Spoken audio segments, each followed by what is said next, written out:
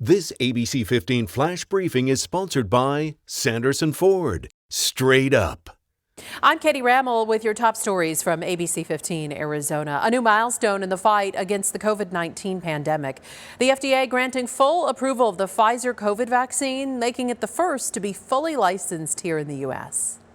This is a pivotal moment for our country in the fight against the pandemic. The approval comes as more than 80 million eligible Americans are still unvaccinated.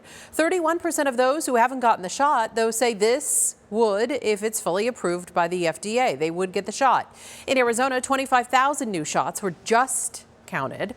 18,000 were people going in for their first dose, and more than half of that, people under the age of 34. Today, President Biden had this message for anyone with lingering doubts. Those who've been waiting for full approval should go get your shot now.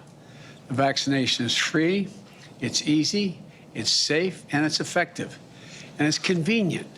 The president now calling on public and private sector leaders to adopt strong vaccination requirements. Tomorrow, the CDC is set to discuss booster shots. The Moderna and Johnson & Johnson vaccines are also available but haven't yet received full approval.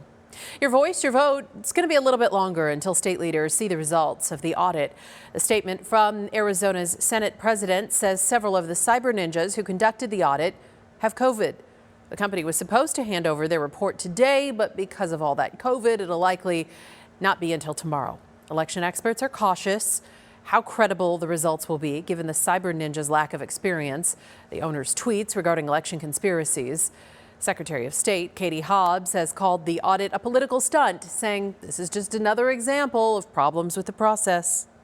In a real audit, you would see timeframes that were laid out well in advance, and we haven't seen any of that here. So no, this is not a surprise. It could be a while before we see the audit report. Senate leaders say they'll review the findings before making it public. You may want to get a jump start on your holiday shopping. That's because the shipping crisis is getting worse, and it could mean higher prices for shoppers and retailers.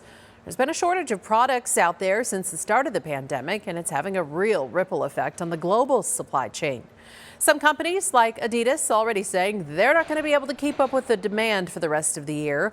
So that means fewer choices at a higher cost. Workers wanted for the upcoming Arizona State Fair. 2 job fairs are being held. The first one is Saturday. If you're interested, head to the Arizona State Fairgrounds right there at 19th Avenue in McDowell, starting at 9 in the morning. Be sure to bring 2 forms of ID. This year's fair runs October 1st to the 30th. A talented Arizona artist getting a unique opportunity to showcase the beauty of our state on grocery store shelves across the country. Ms. Lauren Lee has painted murals across the valley, and she was recently selected by Life Water to create a piece that would be featured on its water bottles, part of its West Coast collection.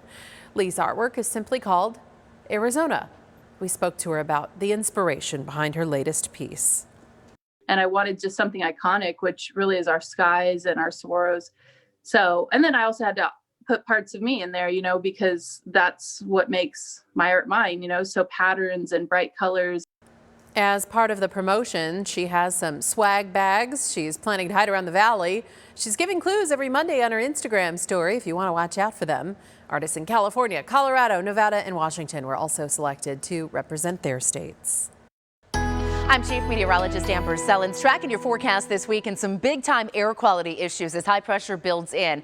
Tomorrow we'll be under a high pollution advisory, and then Wednesday, Thursday, and Friday under watches now that could be upgraded to advisories as we get closer. So air quality looking unhealthy for sensitive groups. If you have any kind of respiratory condition, you're going to want to limit your time outside throughout this week, especially in the afternoon when ozone pollution is at its highest. Tomorrow, abundant sunshine, temperatures to start the day in the 80s, 100 by noon, and 105 around 4 p.m. So we're warming up this forecast little by little, but we are really going to crank up the heat here as we head toward the end of the week.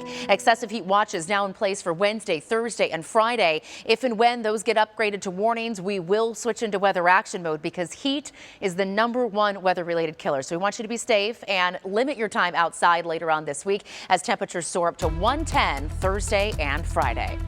For the latest headlines, weather, and traffic, head to abc15.com or download our free ABC15 mobile app. This ABC 15 Flash Briefing is sponsored by Sanderson Ford. Straight up.